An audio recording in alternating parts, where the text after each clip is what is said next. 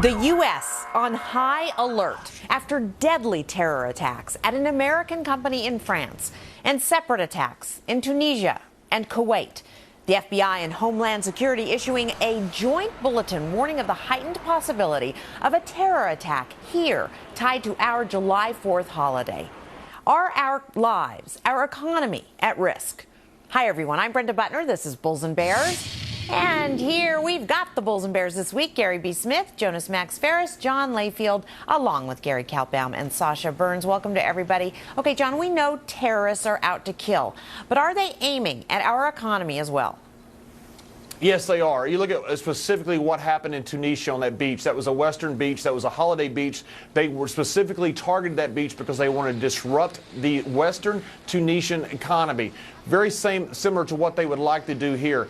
I don't want to be an alarmist and I don't want to cause people to worry excessively, but it is a reason to be vigilant because we have a couple of big things happening next week. We have the Caliphate Declaration anniversary and also July 4th. So two big events that are occurring in just a matter of the next week that is going on. And you look at what happened post 9/11, the $2 to $3 trillion of expense that was cost to our economy, not to mention the thousands of lives lost that day and in the subsequent war on terror following that. It's so much better to prevent this from happening than it is to have to react to it. And I think our FBI and our Homeland Security has actually done an exceptional job of stopping these terror attacks from happening so far. And Jonas, 9/11 was very much aimed at the seat of capitalism in many ways. It was very near Wall Street, ground zero. In the same way, are these ISIS-inspired attacks? Do you think they're going after symbols? We hear that from sources that they're going after symbols. July 4th, of course, very symbolic. What do you make of that? I do, because they don't really control weapons of mass destruction or armies. There's just a few people, so they have to hit the economy because you can scare people into changing their behavior. You can't actually kill 1 million people as a few random people with knives and propane tanks. It's just they're not, the ratio of terrorists or wannabe terrorists in America to actual citizens is so astronomically wild that they couldn't do any damage. And as far as changing your behavior, it's literally like buying a lottery ticket and changing your behavior because you might win. It's that absurd to not do something because of the threat of terrorism in America. As far as these other attacks, Africa and places, there's a lot more terrorist wannabes than there are in America. We just don't have that many here, and we shouldn't have to worry as much as you would in other countries as you would here. So I think people need to calm down about the actual risk of terrorism. Let the law enforcement and FBI do their business about it.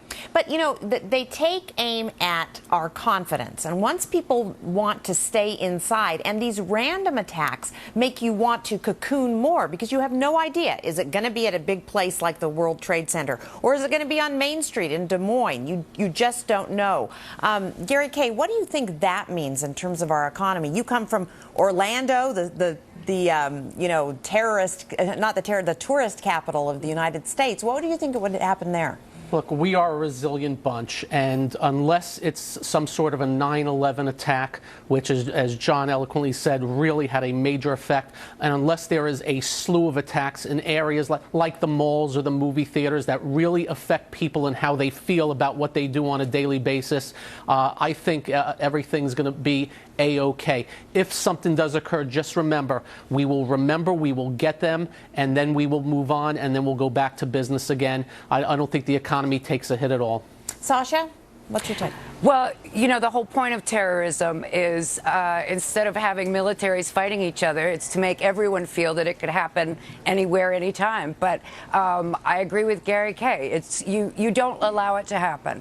You don't let terrorists affect how you live your life, and you go to your 4th of July. I can't tell you, I do always sigh a breath of relief on September 12th that, there's a little bit hanging over you. Hope to God nothing happens, but, we just go on with our lives. Gary B.? I'm surprised we have such Pollyannas on the panel other than John. They're all like whistling while you work. I want to go back to some of the economic consequences. For only $500,000, Al-Qaeda caused, as John pointed out, $3.3 trillion hit to the economy. Now you're saying, all right, well, ISIS is not going to hijack planes and go through all that stuff. Well, look at, in 2002, I was living here in D.C. We had the D.C. snipers, 2 idiots driving around in a car pretty much shut down the city and the suburbs for about 2.5, 3 weeks. I know it because my kids were in high school then. We canceled high school sports that were outside. I'm sure a lot of other company picnics, really anything that you had to go do outside was shut down. So we can all say, oh, we'll recover, we'll move on. I get that. But we didn't in D.C. for about 2.5 weeks. If it was something bigger, it'd be even worse. Gary, but when all is said and done, we get past things. We go back to business. And I understand that something bad can happen. I understand that they are out there and they are a determined bunch to come at us and kill our confidence. But I'm just saying our economy is much bigger than them. And when we get back to business, it's over and done with. But Gary, I hate to say it, but that's obvious. We got past World War II, for crying out loud, and Germany and Japan are our allies now. Look, I get that, but what we're talking about is, will it have a significant hit on the economy? I think the answer is unequivocally yes. And John, to Gary's point about that, it's the very random act of these would-be jihadis, basically, who are staying here. They're not now going overseas. It's something that they're staying here. It could happen anywhere. It's not just New York, L.A., the big cities. That could have an important impact, again, on confidence and on that whole cocooning. Yeah, and that's very hard to stop, almost impossible when you talk about a lone wolf that is going out there that doesn't care about his own life or her life, blowing themselves up and trying to cause terror by doing so. That is almost impossible to stop. But when you look at what Gary B is talking about, you're talking about, say, polio was supposed to be $1 trillion disease, and we virtually eradicated it through prevention. If we can prevent these terror attacks to the best part, we can't prevent them all. Think about if we'd prevented 9/11. We're spending billions of dollars right now over in the Middle East fighting ISIS because we are trying to develop some type of plan. We have to develop that plan in the Middle East to knock this terrorism out, not because we're trying to build a nation over there. I don't care about building Iraq or Afghanistan. I've been there 8 different times.